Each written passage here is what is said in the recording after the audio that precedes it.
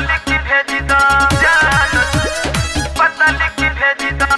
Music by Kamlesh Yadav. जान, पता लिखी भेजी दो, पता लिखी भेजी दो, पता लिखी भेजी दो।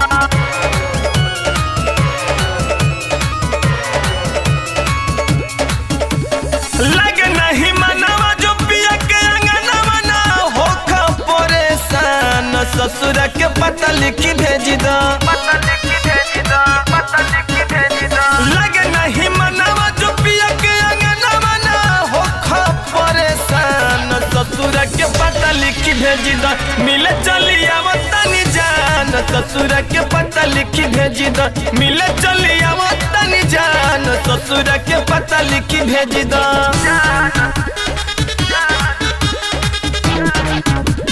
ससुर के पता लिखी भेजी दो।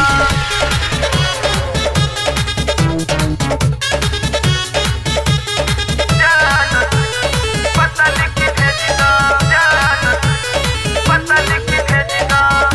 हाँ, दिल के भीतर हया जो रहनी बन के रहेलू हो, फोनवा करते तू कर जा हंस के कहेलू हो, कहेलू हो, कहेलू हो। तो दिल के भीतर हया जो रानी बन के रहेलू हो, फोनवा करते तू कर जा हंस के कहेलू हो, कहेलू हो। पता बाटे हमरो होखत होई तोहरो जगले बिहान, ससुर के पता लिखी भेजी दो, ससुर के पता लिखी भेजी दो। हाँ, पता बाटे हमरो होखत होई तोहरो जगले बिहान, ससुर के पता लिखी भेजी दो। मिले खातिर आवो तनी जान, ससुर के पता लिखी भेजी दो। मिले चली आवो तनी जान, ससुर के पता लिखी भेजी दो, पता लिखी भेजी दो, पता लिखी भेजी दो। जान, पता लिखी भेजी दो, पता लिखी भेजी दो, पता लिखी भेजी दो।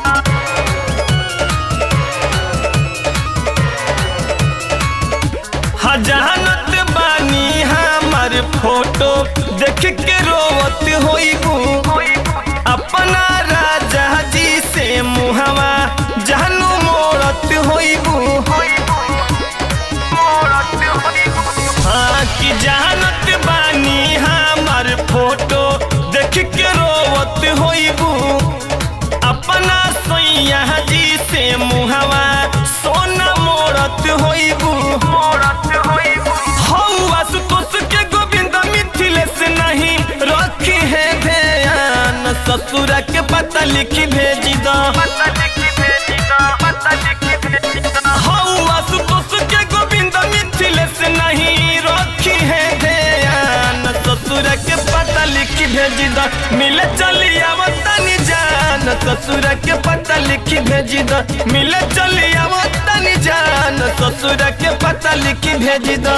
लगे नहीं मनवा जो पिया के अंगनवा ना होखा परेशान, ससुर के पता लिखी भेजी दो, पता लिखी भेजी दो, पता लिखी भेजी दो। लगे नहीं मनवा जो पिया के अंगनवा ना होखा परेशान, ससुर के पता लिखी भेजी दो। आज मिले आवो तनी जान, ससुर के पता लिखी भेजी दो। मिले चली आवो तनी जान, ससुर के पता लिखी भेजी दो।